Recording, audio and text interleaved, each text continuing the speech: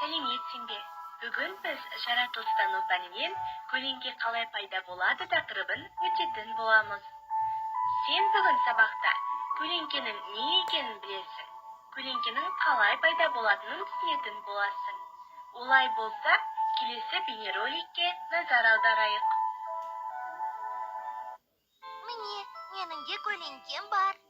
Қызық. Көлеңке қалай пайда болады екен? Оны әкем біледі. Жүр, сұрайық. Осы бір маңайда болу керек еді. Әке, кіруге рұқсат па? Иә, бірақ байқаңдар, мына жер қараңғы.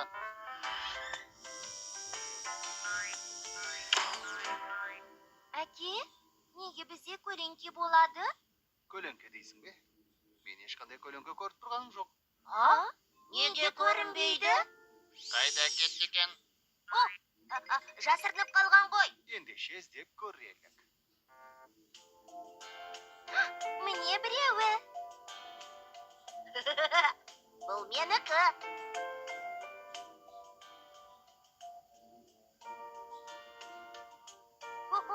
Дейзидің көлеңкесін берген, таныдым. Ал менің көлеңкем қайда?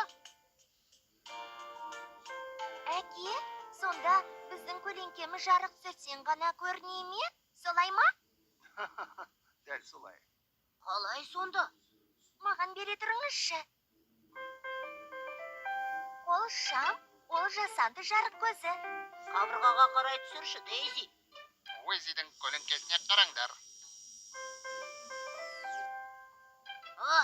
Уэзи, көлеңкеңді көрдің бе?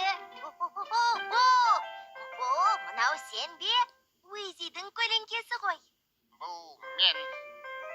Демек, қолшам жарығы қабырғаға түсірілгенде көлеңке пайда болады екен ғой. Дәл солай. Сендер қолшамсыз-ақ далада көлеңкелеріңді көріп келген жоқсыңдар ма? Әке, соны да білмейсіз бе? Күн жарқырап тұрғанда қолшамның не керегі бар? Күннің жарығы барлық жерді қамтиды ғой. Сонымен көлеңке дегеніміз не екен? Біз жарыққа бөгет жасағанда пайда болатын қараңғылық күйі. Дұрыс айтасыңдар. Көлеңке бұл дене жарық көзінен келетін, жарыққа бөгет жасағанда пайда болатын қараңғылықтың күйі.